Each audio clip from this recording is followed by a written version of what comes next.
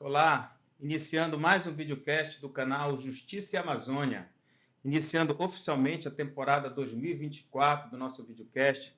Eu tenho a satisfação de receber aqui o Dr. César Ramos, grande nome da advocacia criminal no nosso estado do Pará. Quero lhe dizer, César, da satisfação de lhe receber aqui nesse nosso espaço, onde a gente fala um pouco sobre o direito, um pouco sobre a vida, né?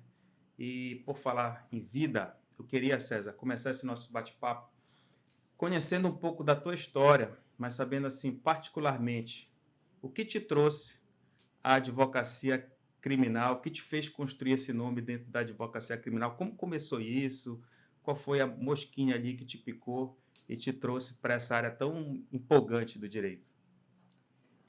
Sávio, obrigado pela pergunta. Na verdade, o que me levou à advocacia criminal, tudo começou no melhor lugar do mundo, que é Igarapiaçu, local onde eu nasci. E um belo dia, um professor, Valdemir Dark, gosto de registrar os nomes das pessoas importantes na minha vida, ele disse, olha, amanhã eu não vou dar aula porque vai ter um júri aqui no fórum, vão para lá assistir e faça um trabalho. Eu estava no ensino médio, do curso de administração, que era o que tinha na época, lá no interior só tinha ou pedagogia ou administração. Sim. Eu fui assistir lá no fórum, eu fui assistir ao júri e achei que aquilo era o meu lugar. Eu vi aquilo ali, um advogado muito, na época, Luiz Abdoral, um advogado muito bom no júri, eu achei que isso aqui é o espaço que eu quero. E associou as memórias que eu tinha dos filmes, eu assistia, um pouco assistia de filme, novela, gostava muito daquela cena, e naquele momento eu decidi, eu vou entrar na área do direito. Já E chegou a aí, largar a administração, não? não, porque era o ensino médio. Ah, Aí no eu ensino médio. concluí, aí foi fazer o vestibular, na época eu fiz o vestibular já para o famoso treino, né, para saber Sim. como era, e depois, para eu entrar na Universidade Federal do Pará, eu fui abençoado, ganhei uma bolsa do Antônio Rocha, o antigo dono do Cearense, Sim. e pude estudar gratuitamente, que Deus o abençoe. Ingressei na Universidade Federal do Aí Pará, se mudou para Belém aí me já. mudei para Belém. Quando eu me mudei para Belém, eu vivi a experiência de ser ajudante de pedreiro aqui, trabalhar de Olha ajudante de aí. pedreiro para poder pagar o meu ônibus. E em determinado momento eu ensinava os meus colegas do cursinho, e aí eles me davam dinheiro do Vale Transporte, às vezes eles... Eu gosto de dizer essa história, porque às vezes eles diziam, olha, bora pro final de semana, bora lá para casa ensinar a aula, dar aula para nós. Eu adorava, por quê? Porque eu comia, porque eu dormia na casa do amigo meu, e aí eu acordava, tinha um café, tinha um almoço, tinha a janta, eu adorava ser levado para dar Filava a aula. boia lá, Era, já se alimentava para... porque quando eu vim para cá, eu vim para estudar, eu fui morar num local com uma tia minha muito pobrezinha, e nós morávamos em cima da palafita, lá do final da Tavares Bastos, Uhum. e quando alagava, ou eu esperava a água baixar, ou eu ia pelo meio da barriga, porque eu sempre fui pequeno, né? E a água ia no meio da minha barriga. Hoje já está tudo aterrado, tudo organizado, mas na época, isso foi em 96, eu passei em 97, então eu vivi essas histórias. E para ir para a universidade foi exatamente isso. Então, resumidamente, porque isso daria um livro, foi assim que eu cheguei à advocacia, a partir de um júri, e me encantei com o direito e disse quero ser do júri. Se formou, pegou a B, já foi, caiu de cabeça na advocacia criminal. A vida ela vai conduzindo. Sim. Você também é importante ter foco, sonhos, objetivos e tomar decisões que podem, com o tempo, ser corretas e podem, com o tempo, mostrar que foi uma decisão errada. Quando eu estava na universidade, na Federal, eu ia assistir aos júris no Fórum Criminal de Belém, os grandes júris, e me via ali. Até digo para algumas pessoas mais próximas que eu tinha o poder, e até hoje eu uso o poder da visualização. Eu me visualizava no júri.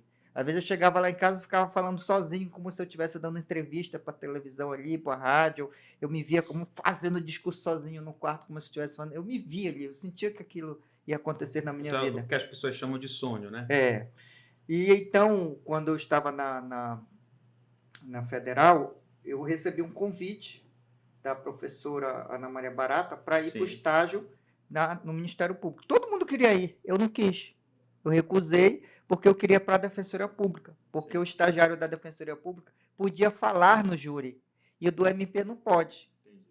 Entendi. E tempo depois, abriu um convênio da defensoria com a universidade que era selecionado pelos currículos. Eu tinha um bom currículo, fui selecionado, aí fui para a Defensoria Pública fazer estágio. Aí lá começou a minha história no júri.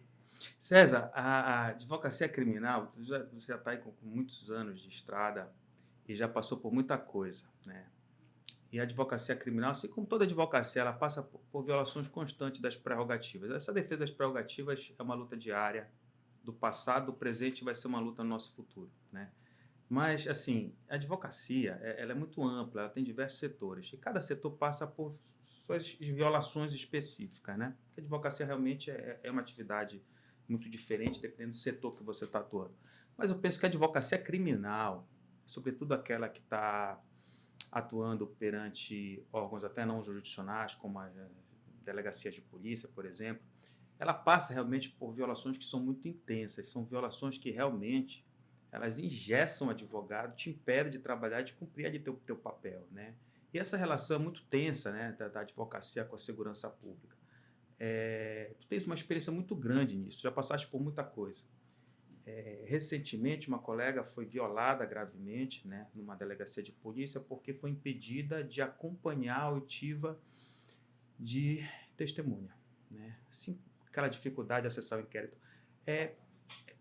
Quais são as principais dificuldades hoje, né, que a advocacia criminal enfrenta nesse contato? Vamos falar com a segurança pública, né? Em particular, você que está todo dia vivenciando isso.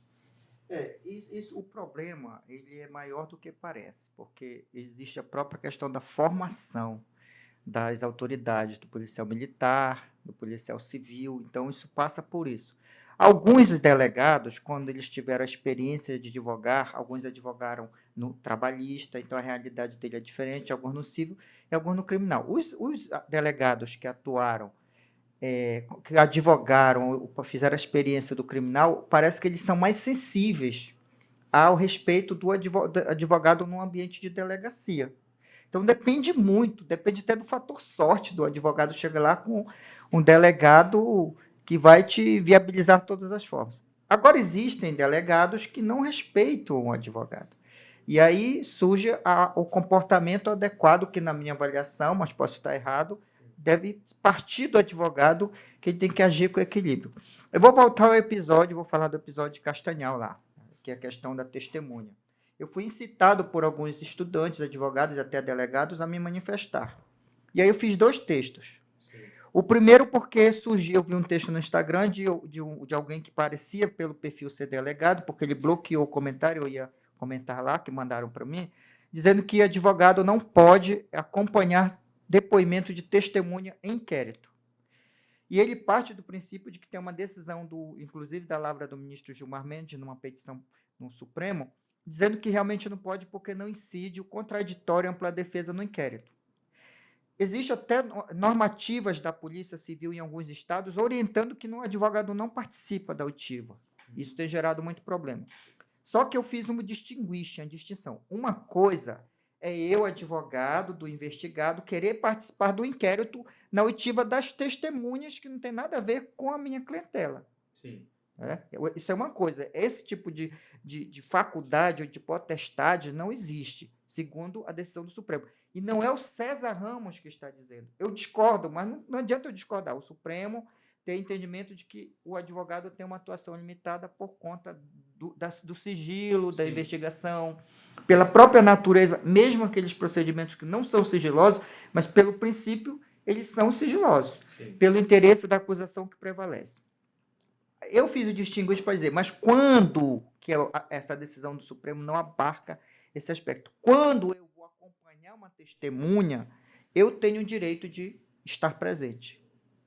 E isso, inclusive, foi muito emblemático, porque eu não tinha pensado nisso. Eu, como um estudioso, eu tenho que seguir, mesmo divergindo, o que os tribunais decidem.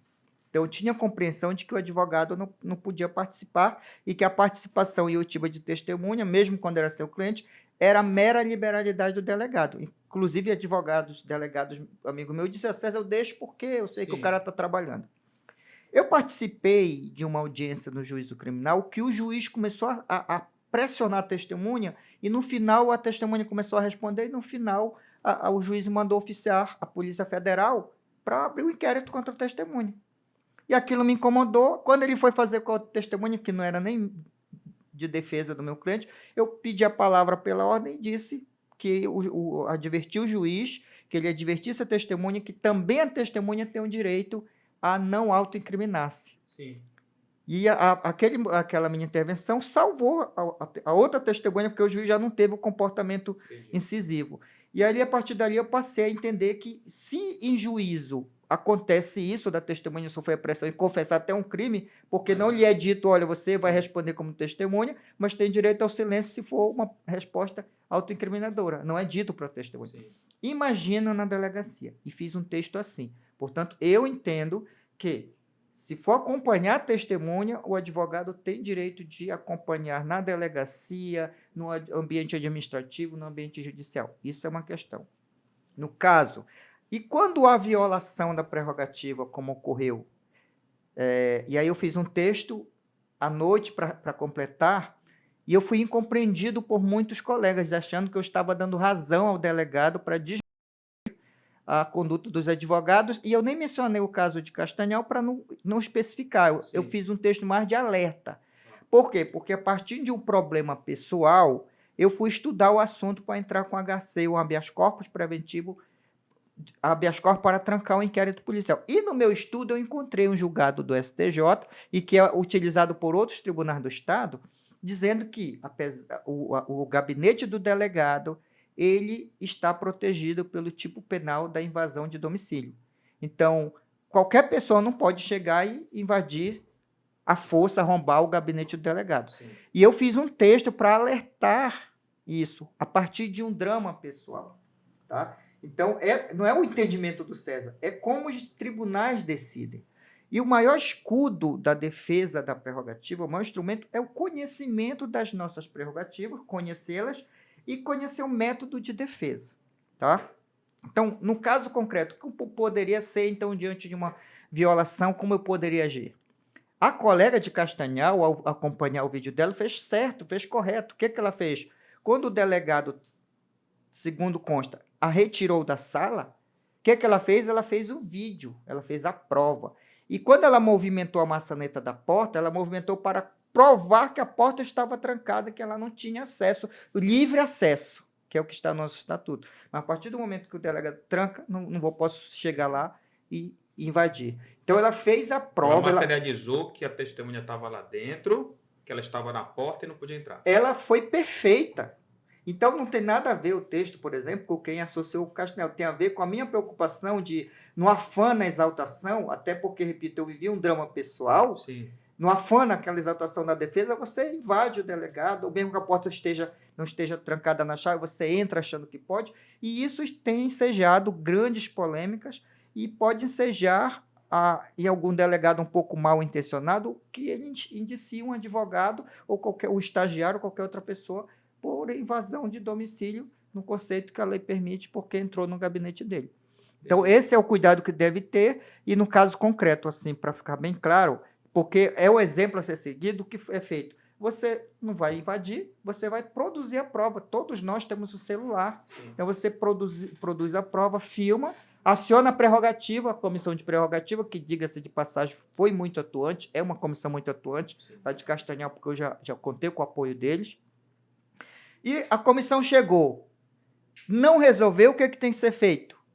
Tem que tomar as providências. Que são providências?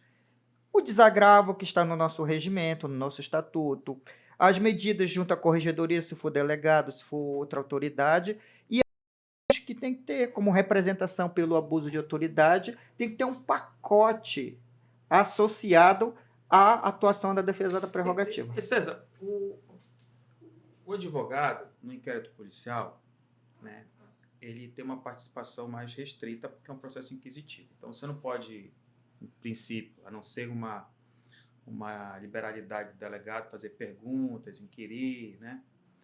Não é você que define quem vai ser ouvido, quem não vai ser ouvido. Mas o advogado está ali, essencialmente, para verificar se não há uma coação, um vício de vontade. Isso é importantíssimo. Sobretudo no histórico todo aí que o país tem, não só no Brasil, né? desse contato da autoridade seja com o investigado, seja com o testemunho. Como é que o advogado ficaria impedido de acompanhar uma testemunha e avaliar se a sua vontade está sendo expressada, se aquela testemunha pode estar depondo contra o seu cliente? Ou seja, como é que eu vou estar impedido de acompanhar uma oitiva? Eu não estou pedindo para fazer pergunta, para dizer ao delegado como ele deve conduzir a inquirição. Isso é ele que manda. Mas como é que eu não vou acompanhar, essa é a minha reflexão, quero ouvir a tua opinião, a oitiva de uma testemunha, se aquela pessoa que está ali na porta trancada pode estar sendo coagida a produzir uma prova determinante contra o meu cliente, que amanhã vai prejudicar ele no processo, ou eu vou ter que judicialmente desconstituir aquilo. E aí para provar depois que teve coação, que não teve coação. Né? Isso que me parece muito absurdo nesse cerceamento, ou em qualquer entendimento. Né? Queria ouvir a tua experiência em relação a isso, você que está no dia a dia. Isso realmente é algo preocupante, porque como existe esse julgado do Supremo e os tribunais entendem que não há uma ampla defesa e contraditório, então fica muito realmente a deliberalidade do delegado, a liberalidade do delegado. E tem esse problema, né? Então, para ser resolvido, por quê? Esse não é o problema é de mentalidade. O Código de Processo Penal é uma cópia fiel do Código Rocco, que foi inspirado numa teoria fascista, em 1941. E pelo Código de Processo Penal, o delegado é absoluto. É um procedimento que não é procedimento, porque procedimento ele tem forma. O inquérito policial ele pode ouvir o investigado hoje, ele pode ouvir uma testemunha amanhã, ele tem um domínio do procedimento. E, lamentavelmente, os tribunais, ainda sob a égide da Constituição de 88, que é o que ocorre? Os tribunais entendem que as nulidades do inquérito não contaminam a ação penal. E, muitas das vezes, é decretada prisão, quebra de sigilo, medidas invasivas com base em testemunho combinado da testemunha, que, quando chega em juízo, modifica, diz que não falou aquilo. Quando você analisa em juízo, você vê que é um copia-cola. Eu já peguei caso de testemunho que a mulher não reconheceu o réu por 2 vezes, aparece um terceiro reconhecimento com uma assinatura que eu atento em caixa alta, diferente. No júri, o réu foi até absolvido no júri, mas passou desatento por assessor, por juiz, por promotor, por outros advogados. Então, sabe, isso é um problema muito grave, é que nós temos um Código de Processo Penal que confere ao delegado amplos poderes, e um deles é de fazer de acordo com o que ele entende, e a defesa só consegue impugnar isso durante o processo. E os tribunais ainda não decidiram que uma violação, um erro lá no inquérito contamina a ação penal. Apesar do nosso estatuto, desde a Lei 13.245 de 2016, salvo engano, estabelecer lá que nós temos várias diligências a requerer, mas fica ao vitre do delegado. E aí o processo vira uma reprodução de um inquérito falho, e o que nós temos? A necessidade de uma boa defesa e contar com o promotor atento e contar com o juiz atento. Por que atento? Porque o que se conquistou para tentar equilibrar, porque não tem equilíbrio, foi que uma nova redação do artigo 155 do Código de Processo Penal, que diz que não se pode condenar com base exclusivamente no inquérito. Sim. Mas pode prender, mas pode quebrar sigilo bancário, pode fazer busca e apreensão. Então, isso é um problema muito grave, por isso que nós, advogados, temos que estar muito atentos, atualizados, estudando, acompanhando, e, sobretudo, conhecer as nossas prerrogativas, estar atento ao movimento. E principalmente, eu defendo que nós, advogados, temos que criar teses. Porque desde 1941 que existe o entendimento que o inquérito é uma peça informativa cujo erro, cuja nulidade não contamina a ação penal. Nós temos que começar a escrever e dizer, não, contamina sim, porque ele tem efeito, porque medidas são decretadas, porque o advogado não pôde trabalhar, porque a polícia invadiu 6 horas da casa do cara, levou, escondeu. Porque às vezes tem uma operação que esconde o cara, quando tu chega na delegacia, sim, já apareceu um depoimento do cara lá que ele foi obrigado a assinar. Então, isso é uma questão de uma luta intelectual para mudar a mentalidade. Eu não sei quando nós vamos conseguir, mas é assim que eu vejo. Já está na hora, ou já passou da hora, de se temperar o inquérito policial com um pouco mais de contraditório?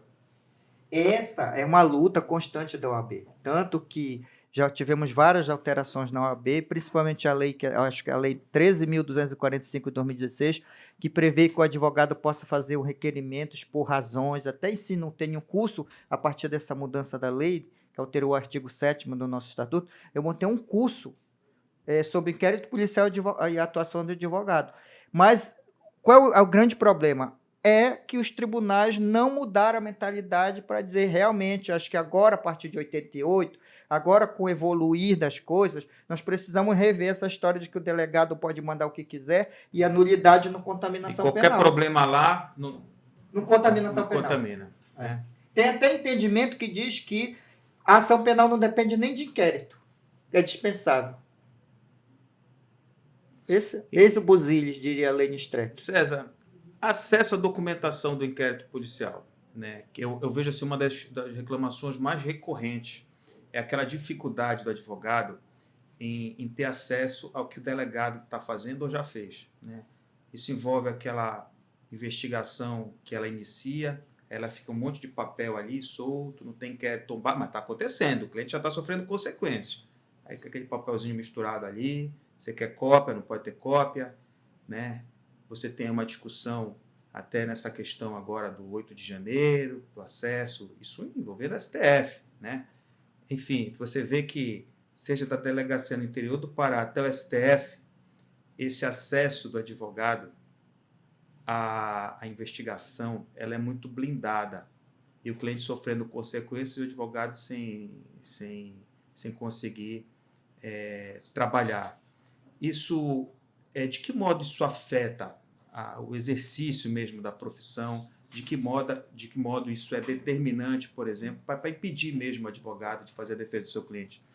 Porque isso é muito importante abordar esse aspecto, porque tem a súmula vinculante 14 do STF que diz que nós temos que ter acesso às diligências já documentadas, só que a grande questão é que eles não documentam as diligências. Quando você pega, por exemplo, o inquérito que eles te dão acesso, o que é importante não está lá. Aí você entra com habeas corpus ou com mandado de segurança, porque dependendo de como você aborda a questão, pode ser um ou outro. E às vezes não está datado também. Aí o que acontece? Quando você entra, eles mandam incompleto, responde que tem diligências pendentes que já disponibilizaram. Aí eles anexam, inclusive, no PJE. Mas o que acontece? Eles não datam e eles não assinam para não controlar a ordem. Isso, no entendimento da jurisprudência, dos tribunais, é mera irregularidade. É menos do que uma nulidade. Porque existem nulidades que dizem uma nulidade, mas não contamina a ação penal. E quando eles não, isso é mera irregularidade. A ordem do documento aqui pode ter sido erro de digitação, erro de protocolo. E isso é terrível por quê? Porque você fica cego, como cego em tiroteio. E o cliente fica numa angústia. E isso atrapalha até na relação do cliente, porque às vezes o cliente pensa que é você que não dá conta, que é você que é fraco. Não consegue explicar, você não consegue explicar, não consegue, acesso. ele não tem proteção. E cria uma relação muito difícil até para o cliente. Quando o cliente confia no advogado, ele sabe, olha, se o meu advogado está dizendo, eu tenho que confiar. Mas quando ele vem e não tem uma relação anterior de confiança, é muito difícil, às vezes você perde o cliente. Acho que o advogado está sendo firme o suficiente para garantir. Às vezes eu tenho que dizer para o cliente, olha, eu tenho duas opções. Ou eu vou brigar e coloco a sua cabeça o prêmio, ou a gente tem que tolerar. Aí, às vezes, o cliente, não, doutor, tolere, porque eu posso brigar com o delegado, quando eu digo brigar, não é ir lá ralhar com ele, é entrar com uma representação, entrar com medida judicial, só que... Vai fechar o clima e tu não sabe... E quem vai pagar o preço não é o advogado, vai pagar o preço é o cliente. Então, o advogado ele também tem que ter muita temperança, muita sabedoria para ter uma visão holística do processo, que eu chamo, que é a visão holística, é enxergar onde ele pretende chegar. Porque mais importante, muitas das vezes, não é de como inicia, mas é como termina. Então, eu aprendi com o tempo a enxergar como termina. Vou dar um exemplo aqui. Eu estou acompanhando um caso que o cliente está com 70 e poucos anos. E aí, eu analisar os aspectos, eu acho que hoje é melhor ele ser condenado, porque ele sendo condenado, a pena que vai ser aplicada vai gerar prescrição pelo decurso pelo interregno entre o recebimento da denúncia e a sentença. Mas só que como o STJ, o STF, os tribunais em geral não aceitam a prescrição em perspectiva, tem que caminhar para o final. O que é que eu fiz, por exemplo, no caso concreto? Eu desisti de diligências e já pedi para correr para sair a sentença. Então, isso é o quê? É a visão holística que nós temos que ter a partir isso se adquire com estudo, com a experiência, e aí é o time, né? É o faro de cada advogado. E a advocacia criminal, ela tem muito isso, né? De que metade dela não está nos livros, né? Ela está no dia a dia. Faz um trabalho muito interessante, que eu acompanho permanentemente, de contato com jovens advogados, porque a gente percebe, isso é muito importante, porque a gente percebe que quem está iniciando a advocacia não vai conseguir enfrentar uma delegacia lendo os livros. Vai ter que conversar com um colega para sentar do lado e dizer, olha, vai acontecer isso, isso, isso. Quando acontecer isso, você faz isso. Porque não está realmente nos manuais. É uma advocacia muito prática, que você aprende mesmo interagindo com os colegas, diferente de outros setores da advocacia. É interessante essa pergunta aí, essa tua manifestação, porque eu, na verdade, eu entendo o seguinte, quer aprender a advogar? Advogue. Não tem como. Eu fico vendo, eu faço minhas publicações na internet, mas eu fico vendo curso de advocacia, curso disso. Não existe isso na minha cabeça. A advocacia é prática. A única coisa que existe para a advocacia fora da prática é a teoria.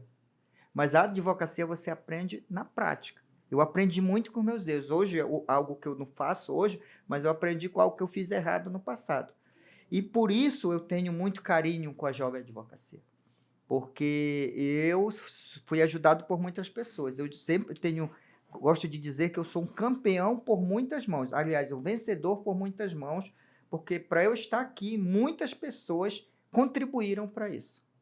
Então, eu tenho o maior carinho com a jovem advocacia, eu convido para audiência, eu fiz um projeto, eu tive uma operação, aquela história da equipe de sucesso. Sim.